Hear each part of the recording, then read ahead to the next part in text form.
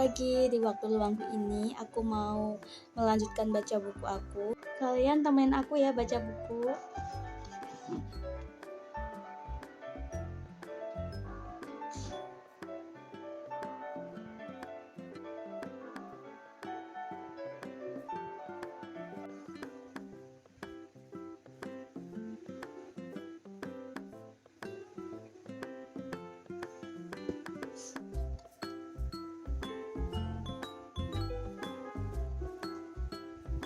Aku udah tandain bagian-bagian mana yang menurutku menarik. Nah, aku udah tuliskan di satu halaman kertas ini. Aku akan bacakan hasil reviewku sementara sampai di halaman 300-an ya. Langsung saja aku bacakan review yang aku buat. Ketika chatroom menjadi ruang eksploitasi oleh tim Flame. Terdiri dari 3 bab utama, 2 orang mahasiswa jurnalistik yang tidak menyebutkan namanya demi keselamatan mereka mengungkap cybercrime di Telegram yang menampilkan foto dan video eksploitasi wanita. Kan banyak korban yang di bawah umur. Diawali dengan niatan mereka yang mengikuti sebuah lomba Gotham Room yang berisi foto ilegal yang dikelola oleh operator yang bernama Watchman. Kami melihat neraka di tangan kami, merupakan salah satu subbab di bagian awal dan mereka melakukan penelusuran lebih lanjut untuk sampai ke NTH Room. Ruang demi ruang mulai bermunculan di Telegram. Dengan situs berbayar, rangkuman singkat informasi pribadi perempuan yang ada di video itu disebarkan. Ada ribuan komentar pelecehan korban pornografi yang terjadi di ruang obrolan tersebut. Dengan situs berbayar, rangkuman singkat informasi pribadi perempuan yang ada di video itu disebarkan. Ada ribuan komentar pelecehan korban pornografi yang terjadi di ruang obrolan tersebut. Fakta lain terungkap dengan munculnya Cat yang menyebutkan korban sebagai budak yang mengeksploitasi anak SD, SMP, bahkan SMA dengan memaksa mereka melakukan hal-hal yang gila, seperti mengukir kata budak di tubuhnya dengan pisau atau berjalan tanpa pakaian di toilet umum atau tempat terbuka. Cat mengancam korban akan membagikan foto dan video suram mereka ke guru atau ke sekolah, dan juga orang tua mereka. Cat bahkan mengaku sebagai polisi untuk mengendalikan mental korban.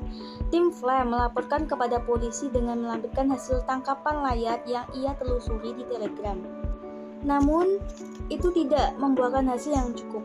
Kasus tidak akan diusut karena bukan korban atau pelaku yang memberikan kesaksian. Progres aku membaca ketika chatroom menjadi ruang eksploitasi sudah sampai halaman 308 dari 395.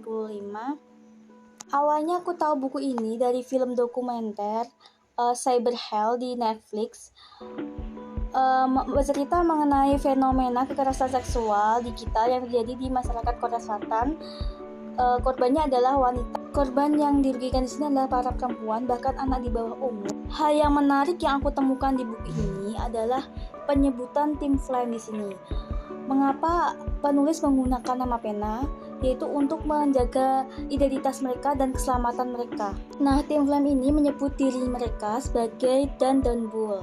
2 orang ini adalah mahasiswa jurnalistik yang mengikuti sebuah perlombaan mengenai investigasi yang mendalam membawa mereka ke sebuah tautan Telegram. Dan Bull mengumpulkan bukti-bukti hasil penelusuran mereka dan mereka bekerja sama dengan polisi untuk melindungi identitas mereka. Lalu ia berusaha untuk menghubungi para reporter ataupun media massa untuk mempublikasikan kasusnya. Usaha Dan Bull tidak berjalan dengan mulus karena para wartawan ataupun media massa enggan untuk memberitakan kejadian tersebut karena dianggap sebagai hal yang biasa dan tidak adanya korban yang melapor. Wartawan dari media massa mendesak Dan Bull untuk menghubungi korban tersebut, namun korban enggan untuk menunjukkan identitas tersebut karena takut untuk dihakimi ataupun dibully oleh masyarakat sekitar. Dan Bull berusaha untuk membujuk korban untuk menjadi narasumber dari informasi mereka. Korban pun bercerita bagaimana ia bisa terhubung pada tautan Telegram eksploitasi tersebut. Untuk mempermudah cerita, kita panggil saja korban dengan sebutan si A.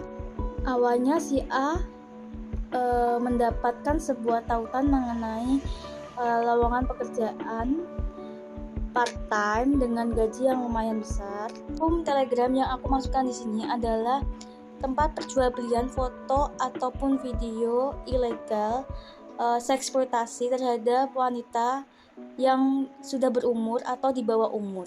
Nah, di sini setelah si A mengklik tautan tersebut, ternyata pelaku mengirimkan foto vulgar si A dan mengancam akan menyebarkannya kepada orang-orang terdekat si A, bahkan orang tua, teman sekelasnya, maupun bahkan akan disebarkan kepada forum umum.